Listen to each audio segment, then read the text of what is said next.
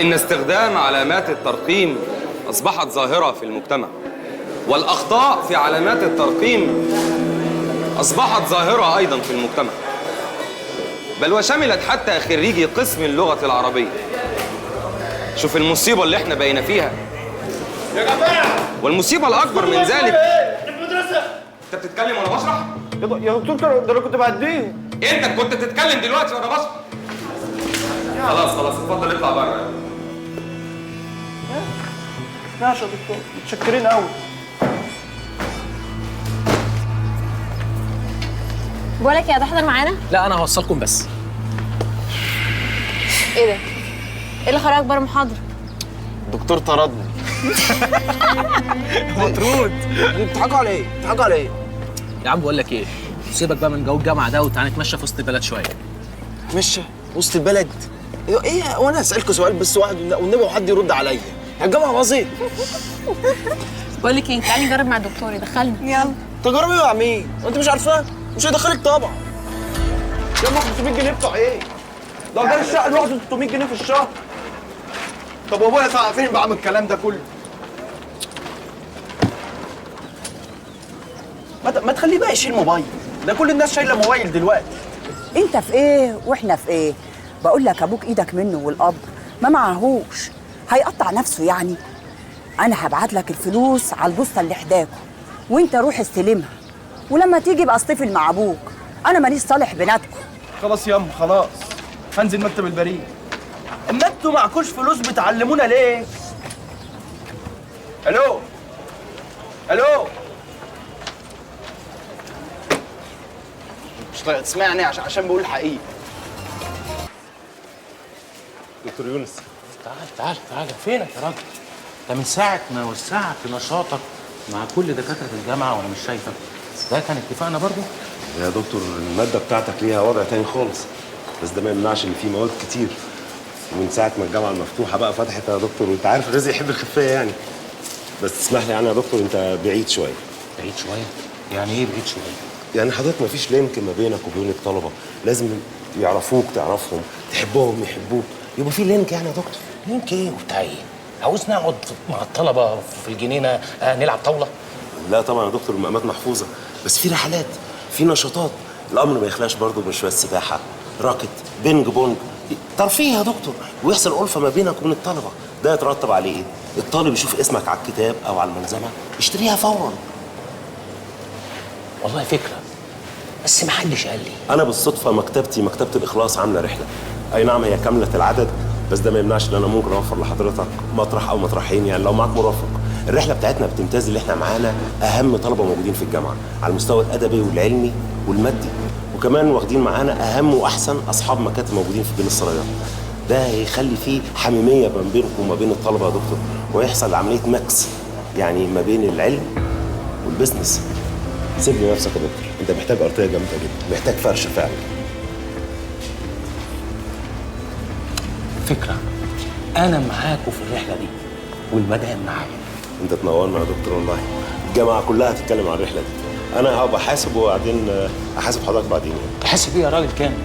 لا والله، ده إحنا في الحرم الجامعي ما ينفعش. اتفضل يا فندم، اتفضل. خلاص طالما حلفت.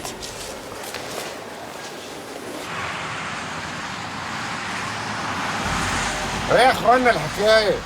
ننزل نزوق ولا ايه يا اسطى؟ نزوق ايه؟ وانت جايب لنا اتوبيس ولا توك توك؟ جرايه زينهم، وانا جايب الاتوبيس من بيتنا؟ يظهر كده في حد وشه فقر في الرحله دي من اولها. تقصد مين يعني؟ اكيد مش انت يا عم زينهم. يا جماعة اهدوا شوية، حصل ايه؟ عطل في العربية كمان شوية وهتدور. من اولها كده؟ لو انا اللي نظمت الرحله دي ما كنتش خلصت، ولا ايه يا سني؟ والله رحلاتك عسل يا عم سالم. فاكر رحلة اسكندرية اللي انا كنت اغرق فيها ولولا على النعمة من نعمة ربي، لا حد ضحك عليك ونزلك المية لا سايبك تغرق. الله في سمام انزل المية لحد ما اموت. لا انت لازم تتعلم العوم في الرحلة دي، ما تعلمه يا معلم سالم. عيني. عينك سالم ابو غيف. طب ايه رايك اعلمها وزينهم؟ السني حبيبي بس هو يسمع الكلام. سني انا هخليك حوت. حتى الله. بقول لك ايه يا اسطى؟ عملت ايه في الاتوبيس؟ الحمد لله والله عايشين وكويس. ايه عملتها لحد هنا؟ انا خليت العربيه لقيت فيها بلاوي، لقيت فيها بلاوي العربيه والله العظيم، لقيت حمل كتيبه مقطوع والكوانتها بتاعت الحمام والميه على الزيت ومروحه وقعت. طب احنا عندنا ايدي عامله ازاي؟ الحمد لله احنا عملناها، بس بالشرع النبي هنمشي وعملها زي الفل وهتبقى رحله زي الفل. طبعا البركه سوق انت. هو قال ايه بالظبط؟ بيقولوا اتوبيس 100 100. صدقوا بالله انا اتشقلت بالرحله. هتقومي يا قمر توزعي العصير، الواحد ريقه نشف. ماشي خد يا شادي. هات. بني خد يا خدي العصير. خدي اهو. اخدت منه؟ اه والله ما خدت، وربنا ما خدت ال5 دقايق. يخرب بيتك على الله يقضي بقى. امسكوا يا دكاتره.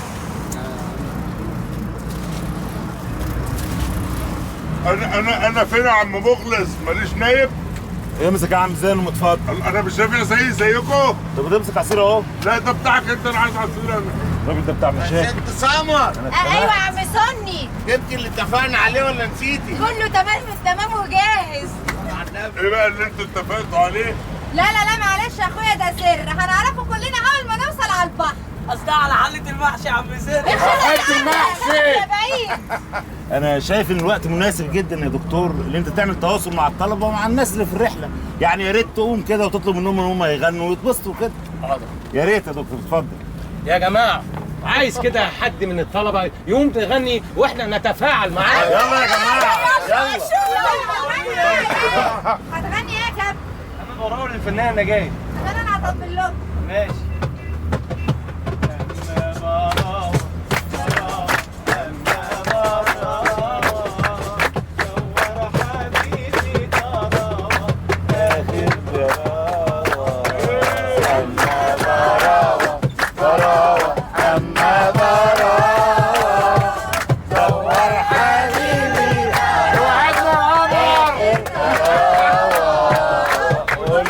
حبيبي ملانة وعطشانة ياما، أروح له ولا وأشرب حدانا، أروح له ولا أروح وبلاش شقاوة، أما على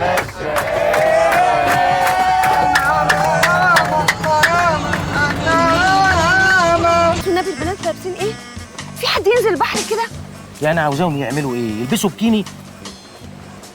طب انا دلوقتي عايزه انزل البحر، شوف لي اي حته بقى اغير فيها والبس الليجنج بتاعي. ما تتعبيش نفسك، مفيش مكان هنا تغيري فيه، يا اما تنزلي زيهم بهدومك ديت يا اما تقعدي ساكته خالص.